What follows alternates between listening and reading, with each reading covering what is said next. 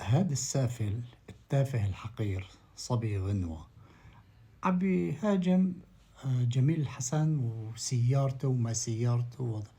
بدي أفرجيك عينة من بتقدر تميز فيها بين الطهارة والحقارة والنجاسة، بين الشرف والكرامة والدياسة. شوف. يعني اما انت لا. هلا هي مهم لابسه طبعا. ايه. مهم لابسه، هي مو محاطه الهي، بس اذا بجنن. هاي يعني بتكون هي عرفها ايه شريفه. يعني بس انه يعني هلا الهي حكيمه بتدي يعني اذا ثقل. بعمل ربع الهاي يعني والله لا على ينشروا كل عرضك شيء. على غيرها. ايه ايه. هاد الديوس سمير بكيني. شوف لسه ضيفته العاهرة الثانية هي سوزان الأزاري. شوف. يا اولاد جاد النكاح شيل لك عزوز باري بصحة اولاد جاد النكاح. العمى هاي جميل الحسن. احكي كل شيء. عندنا 3100 مريض سرطان كل يوم عم تزيدوا الاصابات. بعد الزلزال صاروا 1100. هدول قاعدين بس عصافير عم تنخرق وبتموت. عم تشد على طنابتي لانك انت خنزير. انا عم بعمل لبري نفسي امام رب العالمين.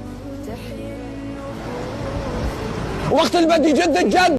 جميل الحسن من وطنه وعي على الدنيا وهو بإدلب وتحت القصف ومع الثوار ومع الوطن، ومعروف تاريخه. مو تطبيل لجميل الحسن، بس كل واحد تاريخه بيحكي عنه. لا أنا ولا غيري بنقدر ننكر جهد هالناس في خدمة الثورة. وعلى نفس الجهة في كان هاد صبي النقطة، صبي غنوة اللي بتشوفه بارك 24 ساعة على اللايف وبيطبل لقسد وبيطلع مقابلات مع عاهرات مثله مثل أمه. وهي سوزان زهر الدين معروف يعني عاهرة لدرجة ما بتتخيلها، وبيطلعوا للأسف وبيزاودوا على هالعالم. يا أخي اللي ما بيشوف من الغربال أعمى. يعني أنت تاريخك يا سمير بكيني واضح، تاريخ طالع نابع من المجاري ومن القذارة، وتاريخ نابع من الثورة والمعاناة والألم. تيجي أنت بدك تنتقده على أنه عنده سيارة وحقه هاد. أنت شوفت صبي غنوة زلمة قواد حقك فرنجين.